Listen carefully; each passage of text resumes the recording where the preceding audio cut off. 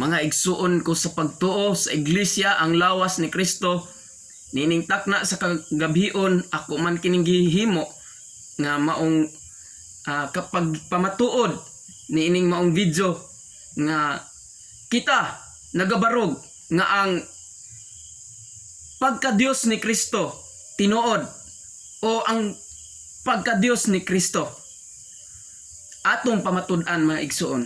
Apan sa dili pa gihangyo ko kamo, nagtuktok ako sa inyong tagsa-tagsa ka kasing-kasing nga ato kining suportahan pinaagi sa pag-subscribe, like and share niini nga maong video.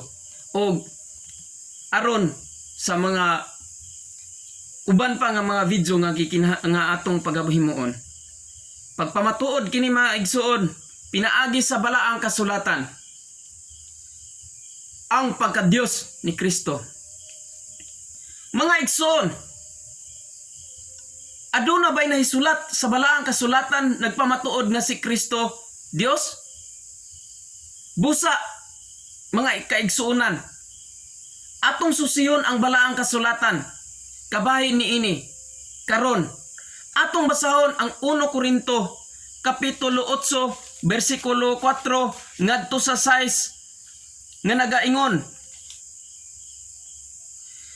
ug mahitang tungod sa pagkaon sa mga kanunon nga gikahalad ngadto sa mga Dios-Dios, kita nasayod nga ang Dios-Dios dili tinuod, ug nga walay laing Dios gawas sa usa lamang, kay bisan tuod adunay gipanagtawag nga mga Dios sa kalangitan o sa kayutaan. Ingon nga tuod daghan man ang mga Dios ug daghan ang mga Ginoo.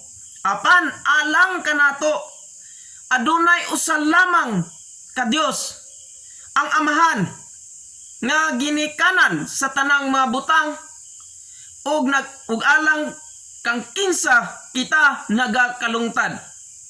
Ug usa lamang ka Ginoo, si Hesus Kristo.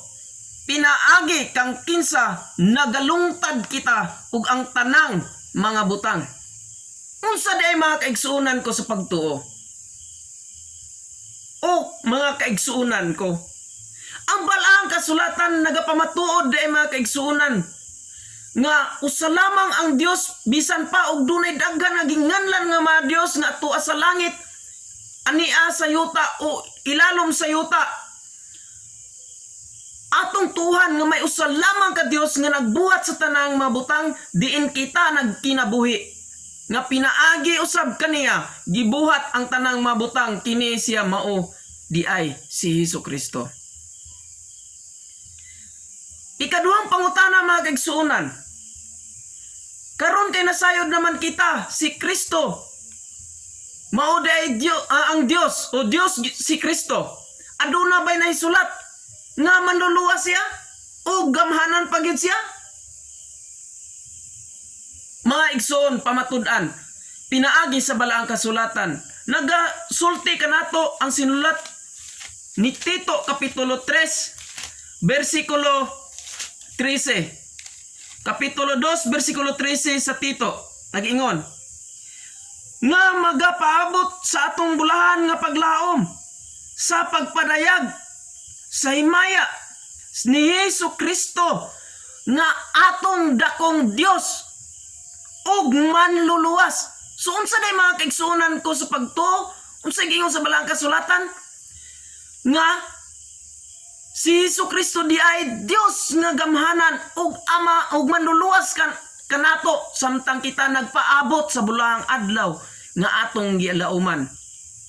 Ikatulong pangutana mga igsuon, kay siya man ang Dios nga gamhanan ug amahan nga walay katapusan o gamhanan ug manluluwas. Nagpamatuod ba ang Biblia nga si Kristo Dios nga labaw sa tanan? Mga igsuon, atong subayon ang balaang kasulatan sumala sa Roma Kapitulo 9 versikulo 5. Klaro ug tataw kini mga igsuon. Nag-ingon, na ilaha ang mga patriarka ug gikan kanila sa kaliwatan sumala sa pagkatao, na tao si Kristo, nga mao ang Dios. So wala siya nag-ingon nga tao lang, kung dili nga mao ang Dios gipamatud-an. Nga anaa sa ibabaw sa tanan, dalaygon hangtod sa kahangturan. Napagi period, amen, tinuod. So unsa day mga kaigsunan, gipamatuod di ay sa balaang kasulatan nga si Kristo di ay ang Dios nga labaw sa tanan, og siya pagadaygon hangtod sa kahangturan. Dili kay karon lang di ay ni maigsoon. Ikaapat nga pangutana maigsoon, kay kita iya man siya man ang Dios nga labaw sa tanan, nagpamatuod pa ang balaang kasulatan nga si Kristo matuod gayod nga Dios. Kay uban mayon basig dili ni tinuod. Mga igsoon nagpamatuod. Kay sumala sa Juan kapitulo 5 bersikulo 20 nga nagakanayon. Ug atong pagbasahon kini mga kaigsuonan, kay basin og mawala kita diha sa kamatuoran. Juan kapitulo 5 bersikulo 20 ni siya, ug kita sayod nga ang anak sa Dios mianhi og mihatag kanatog sa labutan sa pag-ila kaniya nga mao ang matuod, og kita mao anaa kaniya nga mao ang matuod diha sa iyang anak nga si Jesucristo. Sa man si Jesucristo padayon, kini siya mao ang matuod nga Dios og kinabuhi nga walay katapusan. Ang gidili diha lang mga kaigsunan sa 21, mga anak, likayin ninyo ang mga Dios-Dios. So katulang. Pero si Kristo gipamatud-an nga siya mao ang matuod nga Dios og kinabuhi nga walay katapusan.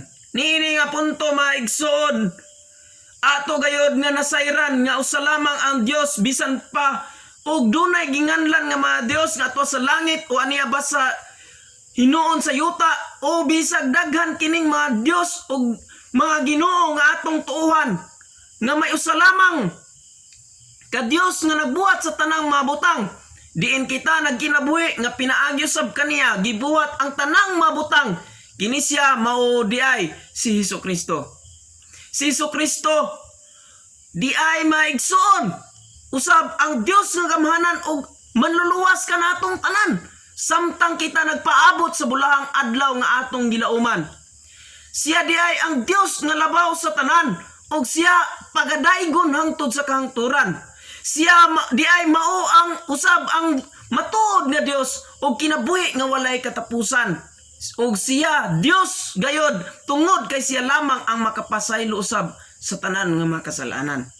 Sa katapusan maigsuon, dili na kita magduha-duha sa pagtuo nga Dios gayod si Kristo, og dili na kita magpalingla ni anang mga manuroy.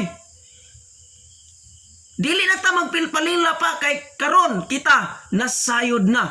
Dinilang kutob ang maong tema. Dagang salamat og maayong adlaw kaninyong tanan. Ayaw ka mo kalimot sa pag-subscribe, like og share niining maong video arlang sa katawhan.